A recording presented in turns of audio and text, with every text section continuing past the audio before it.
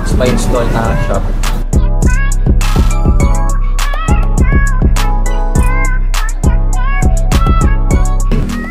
So, hi mga paps, magandang hapon. Meron nag-avail sa atin. Galing pang Valenzuela, tama? Ayan, si sir.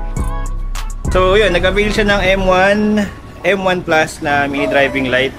And gusto niyo matesting kung waterproof talaga yung mga mini driving light na binibenta natin dito. So, ayan, Kuya Dave, testing natin. Ayan, nakikita nyo guys, sumiilaw. Ilulubog natin. At ilulubog. Ayan.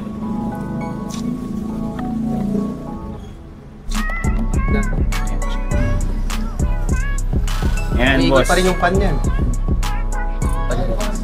Ayan, yung fan nyo. Nagbabubble. Ibig sabihin, gumagana pa rin siya sa kahit nasa ilalim. Ay, na-apektuhan yung loob. So yun, na-prove namin talagang quality. Quality si Zenlo. And waterproof talaga. So ano boss, install na natin boss. Thank you. Salpak na. Salpak na.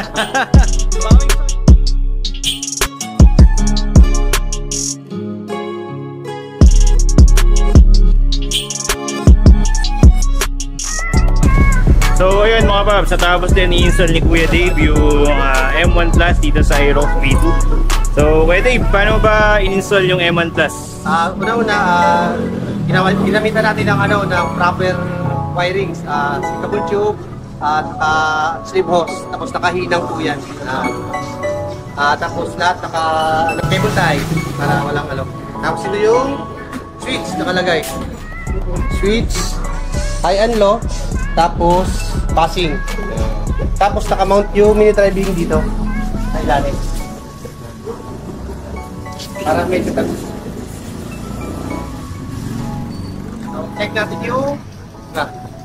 check natin yung ilaw, low beam, white. Tapos side view is white tsaka yellow pagkasama. Meron siya passing. Pwede ka makapag-passing off tsaka low. So yan si boss yung nagpa-install sa atin, nag-avail ng M1 Plus para sa Aerox V2 niya. So boss, kamusta yung experience sa Pops pa-install? Sobrang satisfied kasi pulido yung gawa. Malinis yung wirings.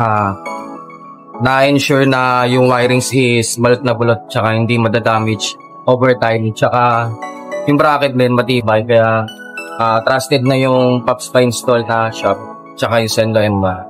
Thank you boss. Babalik ba ulit? Babalik. Siyempre. Babalik. Thank you boss. Oo, balik siya ito.